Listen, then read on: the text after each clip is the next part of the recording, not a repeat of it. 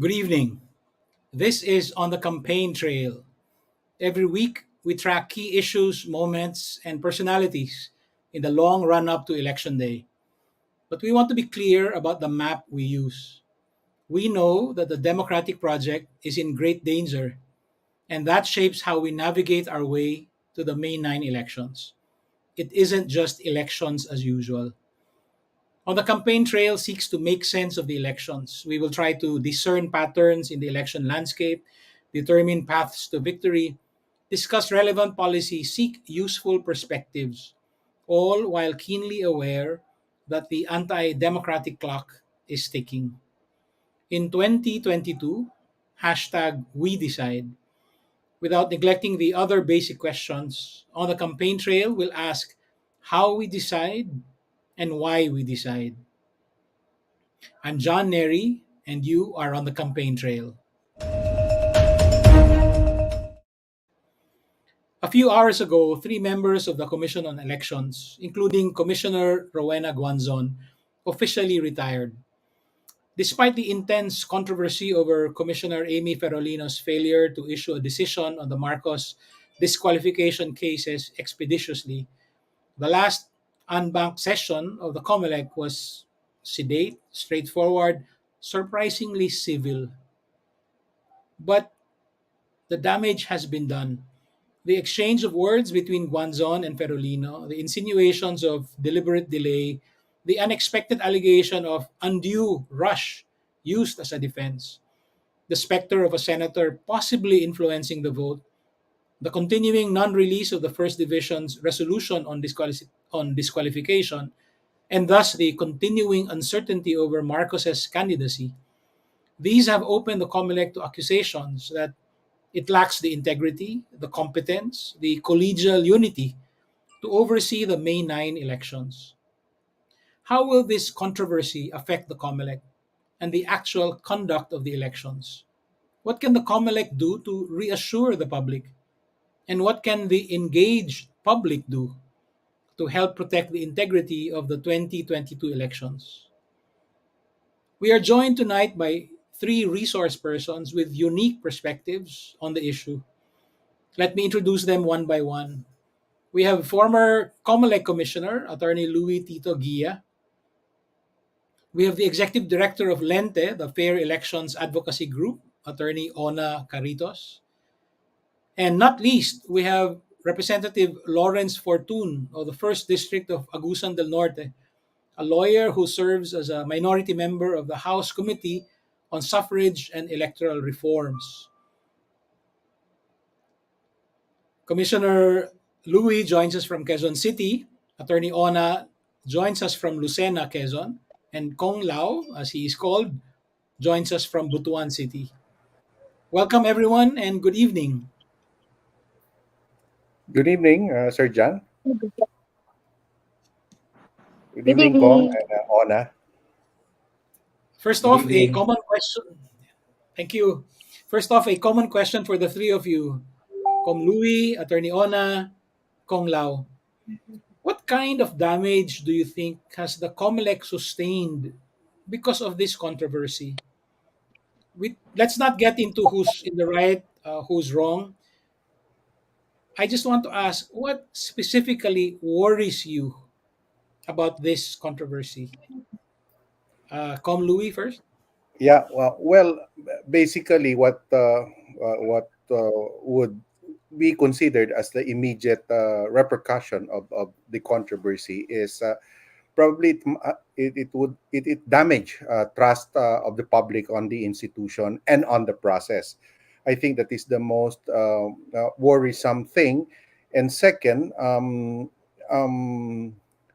it also sort of put some doubt on the way Comelec decide cases, whether cases are decided on the merits or whether they are decided on the on based on maybe influence that might have been put. No, whether this is true or not. That is what is being talked about in the public as a result of the recent controversy.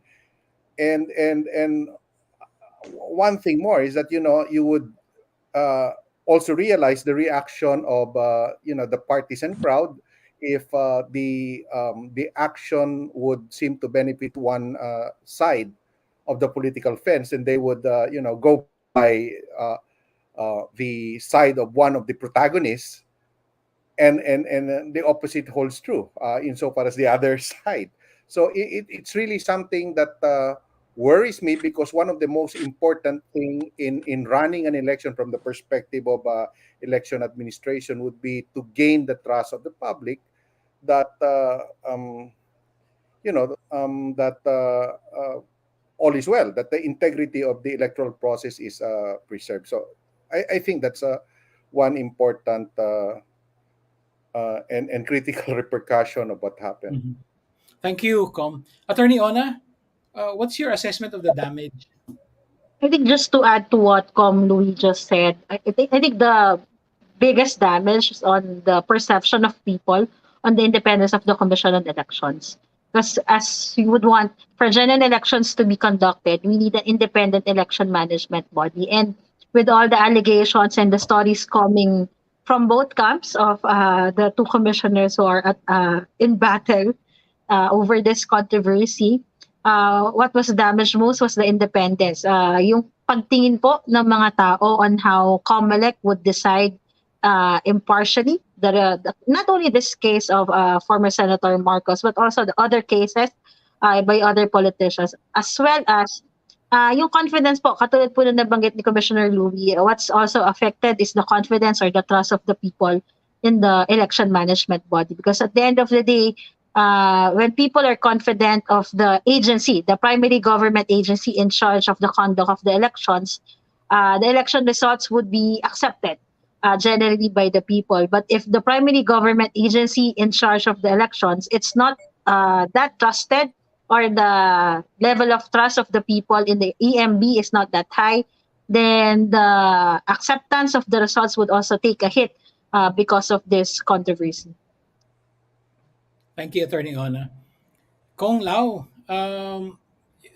your perspective is really unique. You sit in the House Committee on Suffrage and Electoral Reforms. Uh, of course, you yourself have been a candidate more than once. You're on your third term as a congressman. What worries you about the controversy? Well, again, this has significant bearing on the confidence of our public on on the very institution that conducts elections. While some think that this scuffle between Commissioners and Ferolino may not have direct and significant impact on the actual conduct of elections. Comelec. I am inclined to believe otherwise. It is important to note that our elections, being indispensable to our democracy, should be accorded highest respect by our electorate. And it's only possible when our voters believe, no, without a doubt, that in the integrity and credibility of the commission that conducts these elections. These allegations, thrown, these allegations between our warring commissioners, thrown against each other, have significant bearing on the integrity and credibility of the commission itself. And if these are not effectively addressed, this will definitely cast doubt on whatever this disqualification case against Bongbong Marcos might reach, and consequently, the 2022 elections. So it boils down talaga to how the commission is able to handle this controversy, and it reflects on efficiency and capacity of Comelec to settle issues like this. And if this is not effectively addressed, this will definitely cast doubt, on the integrity and the credibility of the commission. Thank you, Kong Lao. I'd like us to return to that subject you just raised, now how it can be effectively addressed. But before we get there, maybe we can explore the idea some more.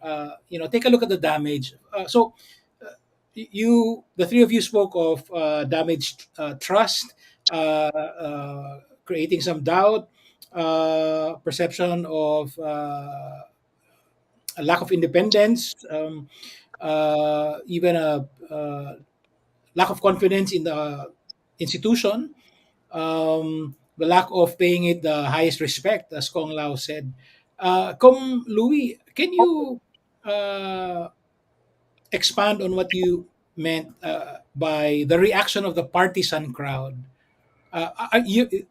What you mean is that the controversy can be used for partisan purposes on either side. Well, it's I'm sorry. What I mean is that Commissioner Guanzon recently came up with or released and released her position and actually her explanation, her opinion itself to the public. And for those who might have sided with the Commissioner Guanzon in this, may not have even read the decision, except for the fact that the decision or the opinion, except for the fact that the opinion might have except for the fact that the opinion is to disqualify Marcos. And on the other hand, people are already assuming that the opinion of the other two commissioners in the division were somewhat opposite the opinion of Commissioner Guanzo when they haven't even come out yet. So what I'm saying is that it has become a very polarizing. Um, um, it has become very polarizing because partisan partisan the partisan crowd were put into a situation where they would have to let's say affirm, or let's say yung parang to declare that one is has the correct position on the matter, and the other one might have the do not have the correct position on the matter. But at the end of the day, it would have to be the decision itself that would have to be scrutinized. Because decisions are supposed to be written, and hindi na Mhm. nakita yon. So what happens now is that ito yung position niya, so tama siya. Yung iba naman, yung isa naman, mas tama yung isa kasi mali yung lumabas.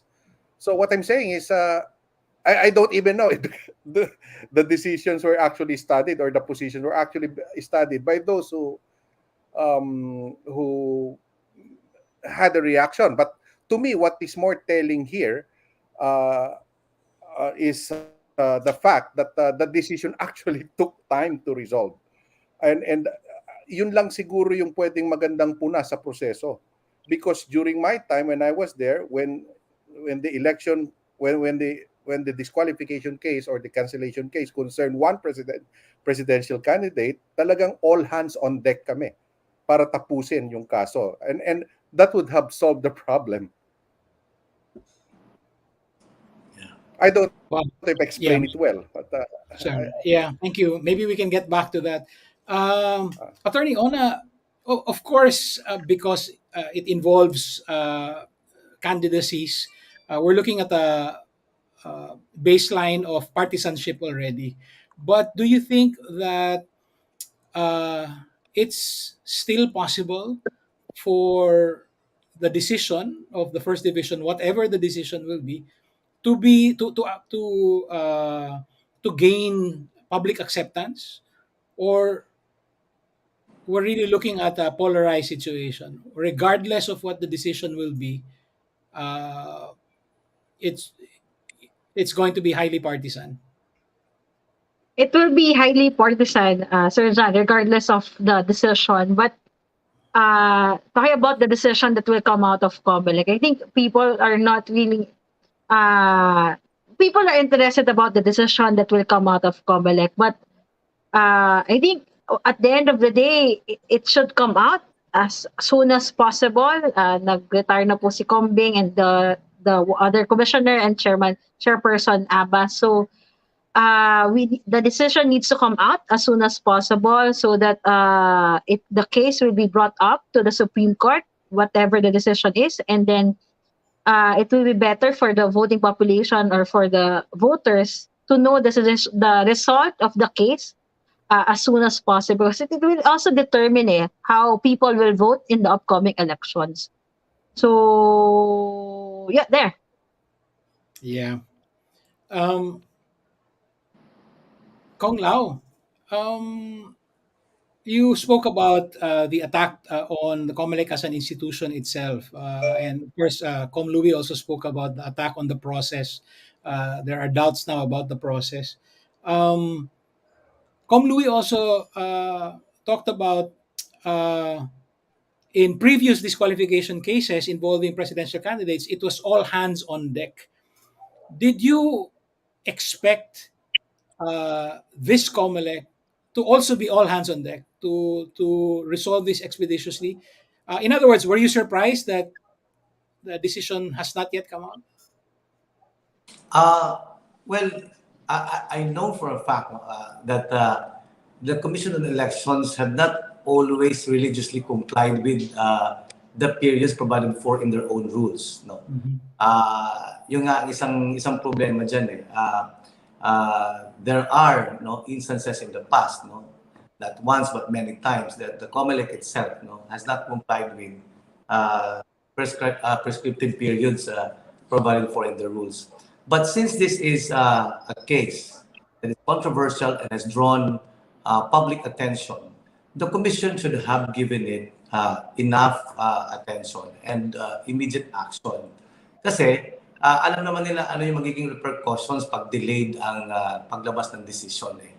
While we know that there are instances in the past that Comelec does not at all times no, comply with their own rules as far as periods are concerned. But in this case, given the fact that this has drawn a lot of public attention, and the key no, to avoiding further ruckus about the issue would be a timely release of the decision. They should have done that, no?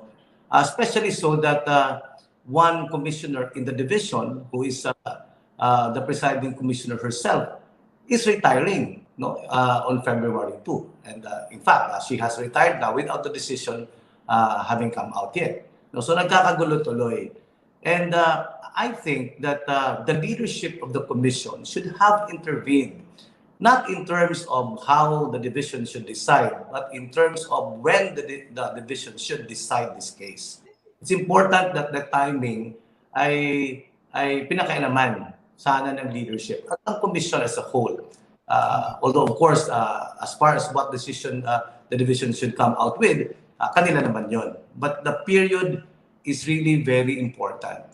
Kasi this would have been avoided kung lumabas ang decision sa tamang panahon. Especially so that it's in the rules. That in the case of cases like this one, decision should have been released 5 days after this was deemed submitted for decision. And ano na to, ilang araw na to, hanggang ngayon wala pa rin desisyon. So wala na yung isang commissioner, and I understand the other commissioner, Commissioner Casquejo, will be moving to another division by tomorrow. So you see, this is a case na lalabas ang desisyon na yung dalawang commissioner na kasama sana sa division to which the case is assigned ay hindi na makakaboto. So that's very irregular and that would be anomalous, no, as far as the public is concerned. It certainly would cast doubt no, on the integrity of the come out of this case. I have a question for Com Louis and Kong Lao. Let's talk. Let's start talking about what can be done to effectively address the vulnerabilities of the Comelec. So my question for the two of you is, what can Commissioner Socorro Inting, the ranking member, do immediately to ease public concerns? Com No, Louis it and would then really, Kong Lao. yeah, I think it would really have to be a commission action, meaning that first. I think the first step would really to get that decision out already.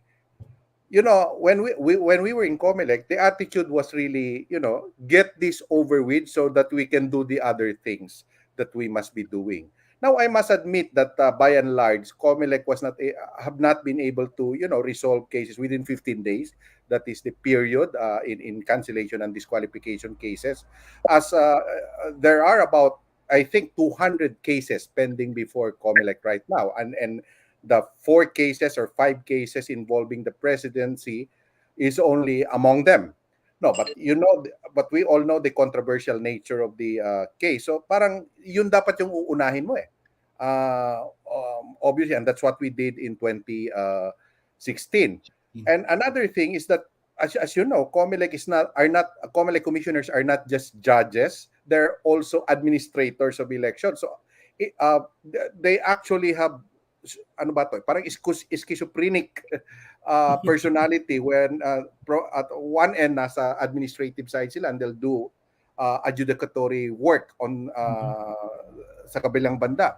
So what happens is that mahirap talaga. Now, you would want to finish controversial cases so that you can concentrate on administrative policy matters na maraming pwedeng mangyari yan in the election. So yun yung dapat mangyari. Now, right now, at least coming from the controversy, what Comelec should be doing now would be to be a bit more transparent. Okay, first, let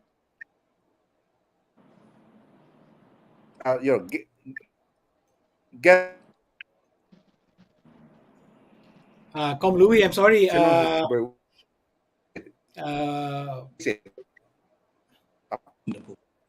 Com Louis, I'm sorry. I think we're having problems with the connection.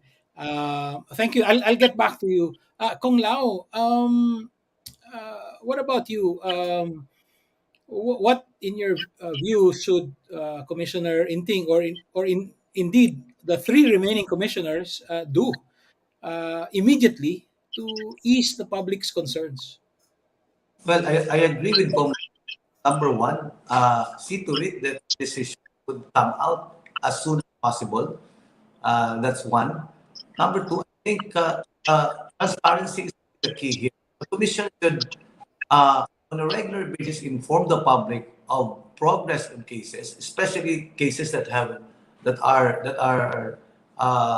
of public interest talaga. I mean, that have drawn public attention. When people are aware of what is going on and the reasons for these developments, they would have a more informed and objective appreciation of our processes. Pero kung hindi kasi nila alam anong nangyayari, tapos nabubulantang na lang sila naglalabasan ng mga issues na ganito, nagdududa kaagad ang publiko eh. So, like in this case, parang hindi talaga na-manage ng maayos ito. Parang napabayaan na nag-aaway yung mga commissioners sa harap ng publiko. I think the commission, the leadership should have intervened to stop them from going public. This is the first time that issues like this within the commission or a division thereof have been brought to the fore and made public. And because this was not managed effectively, it has resulted in some damage, to the commission. Thank you. So my next question is for Attorney Ona and Kong Lao. What about civil society or the public at large? What can civil society or an engaged public do to help ensure the integrity of the elections? I mean, Attorney Ona, you work closely with the Comelec. You follow the election process. For instance, is there anything that Lente and your network can do to highlight the transparency that the Comelec needs, for instance? I think the first thing that people can do, or that voters can do in this election to help out the Commission on Elections and to ensure the integrity and the confidence still of the people in the elections, is to make sure that we all study the issues at hand, na hindi lang tayo naniniwala sa mga clickbait or sa mga information that we are not sure of. So we need to study the issue at hand before sharing information in any of our online platforms. Second is to be up to date if we have the opportunity and we have the time. Be up to date with Comelec resolutions and protocols about the ongoing campaign period, for example, and on election day, because there are new protocols, guidelines that Comelec will be implementing because of the ongoing pandemic. So these are two major things that the voters and the general public can do to help out the Commission on Elections and every one of us to ensure that the elections will still have integrity, and we are confident of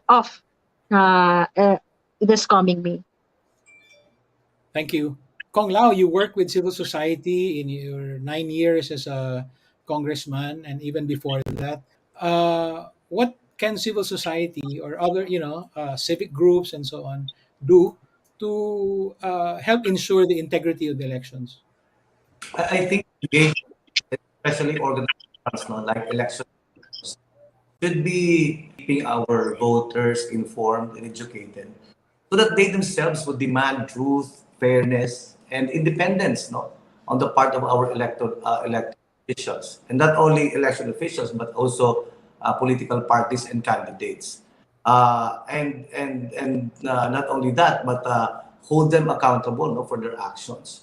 Kasi naman, in the end, how we value our elections reflect what we are as a people. The greatest stakeholders in elections are the voters themselves. And the voters themselves should be the one dictating the election results. No, not the candidates, not the parties, not even the commission. Candidates and parties are only there to present themselves as viable wannabes in whose hands the reins of government might be entrusted. And the commission is there to facilitate the conduct of a process that would determine electoral will. But at the end of the day, the greatest stakeholders are the voters themselves. And in order to have empowered voters, no, kasi sila naman talaga yung pinakamalawak na stakeholders dito, kailangan siguro na engaged citizens talaga ngayon, no, na maging mas aggressive sa kanilang ginagawa to keep our voters informed and educated so that they would have informed decisions as well. Thank you. My next question is for Com Louie and Attorney Ona. And it has to do with the assets, the resources of the Comelec. Uh, what else can the Comelec bring to bear to help ease public worries? I'll give a very specific example. We have presidential and vice presidential debates coming up. Would that be an effective venue for the Comelec to help, uh, push the message that Comelec is in control, the integrity is secure, and so on and so forth. Uh, or there might be other resources Definitely. available to Comelec. Com,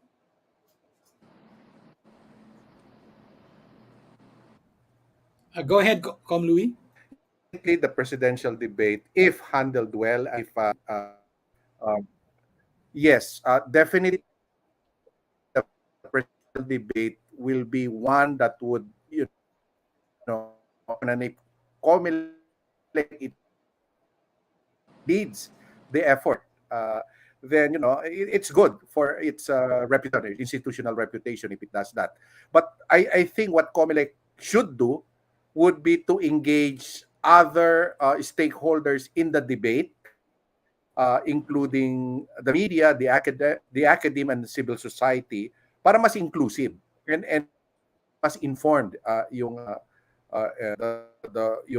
proseso. And I think Comelec should also try to enhance its corporate communication strategy, because one Mhm. thing that I have experienced in Comelec when I was there is that it's really important for the institution to communicate what it is doing effectively, and to be a bit more engaging, invite civil society groups and other stakeholders to participate, and in all of the different processes in the and activities leading towards the election. Pa kasi ganon, it needs to expand its allies. It needs to broaden the stake in making sure that the election is run well. So yun ang mahalaga na I think what Comelec can do right now. And it has to show independence. I think that is important by making studied decisions. A well-written decision is some real well-written decisions are something that can enhance the credibility of Comelec. We're talking about uh, loss of trust or loss of credibility or reduced trust and reduced credibility being the repercussion of the recent controversy. Thank you. Attorney Ona, what do you think?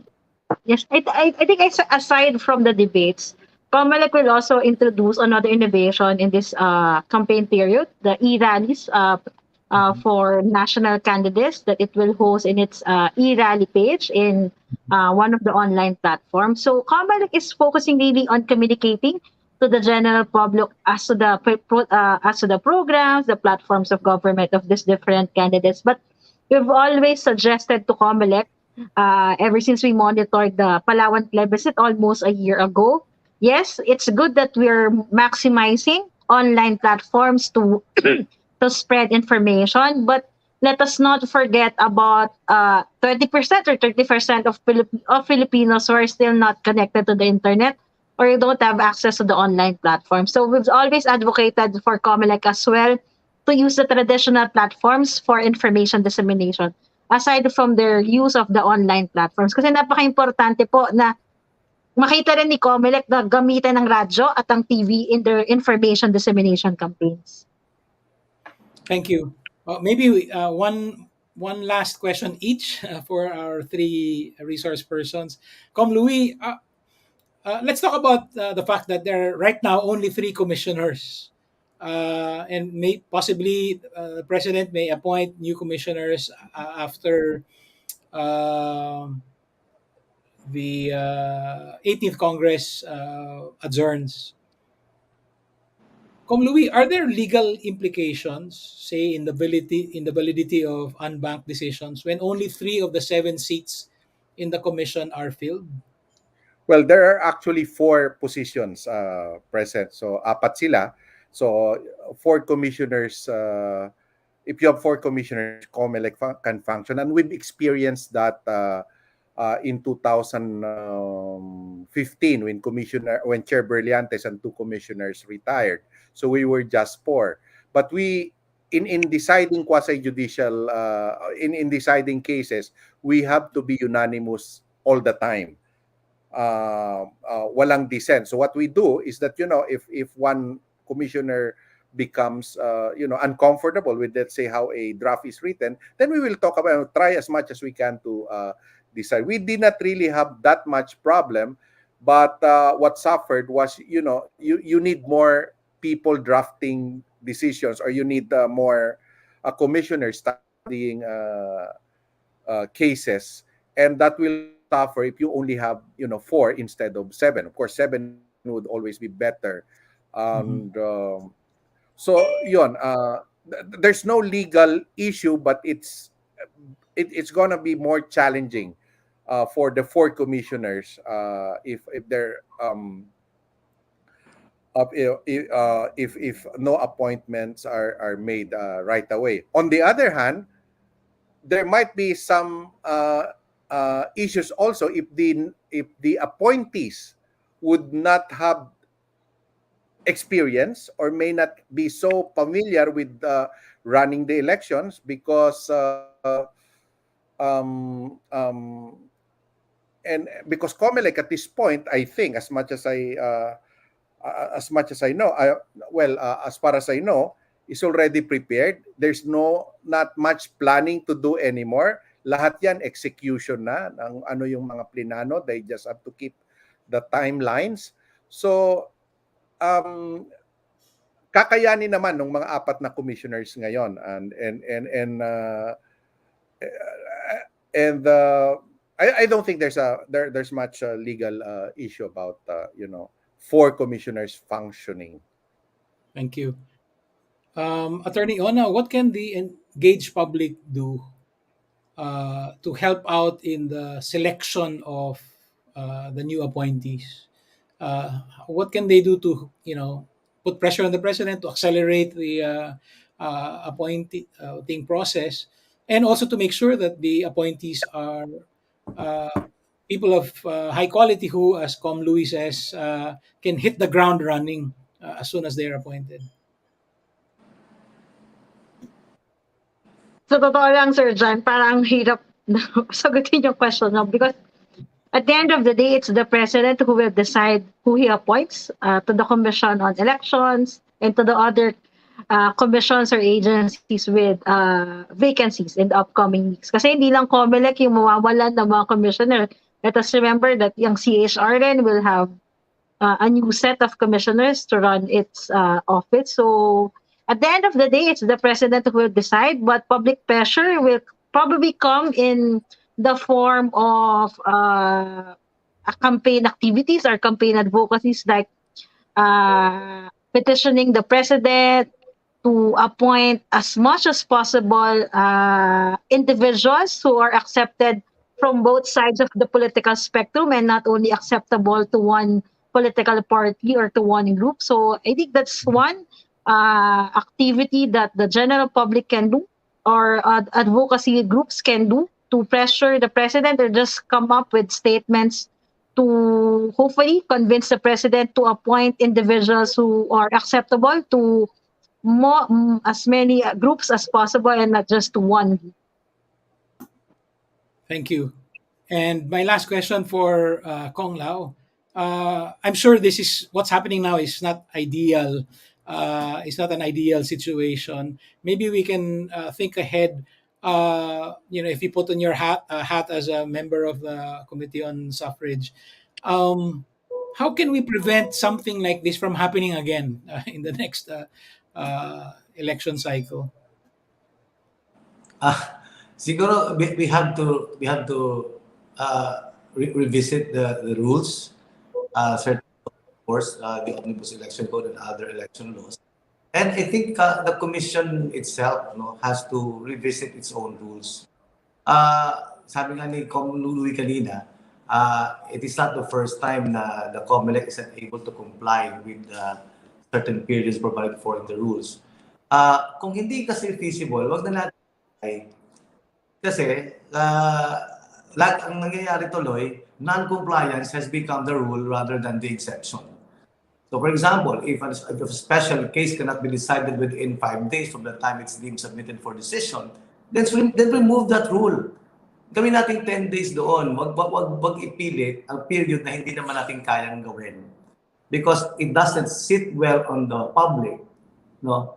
If the Comelec itself is the one violating its own rules. So that is reflective on credibility and integrity again. Thank you, Kong. Now, we deliberately did not discuss whether Commissioner Guanzon was in the right or whether the delay in the release of Commissioner Ferolino's decision was justified. We wanted to focus on the consequences of the controversy and on what can be done to help the COMELEC protect the integrity of the elections. For your time and your insights, thank you, Commissioner Louis Tito Guia, Attorney Ona Caritos, Congressman Lawrence Fortun. Thank you. Thank you. Salamat. For the record, I think that Guanzon was right to disclose her vote and to publish her separate opinion. But all decisions, even the right choices, have consequences. It is only and also right that we track and study and imagine the resolution of those very consequences. That's it for us tonight. Join us again next Wednesday at 8 p.m. Follow us on the campaign trail because it isn't just elections as usual. This is John Nery. Good night.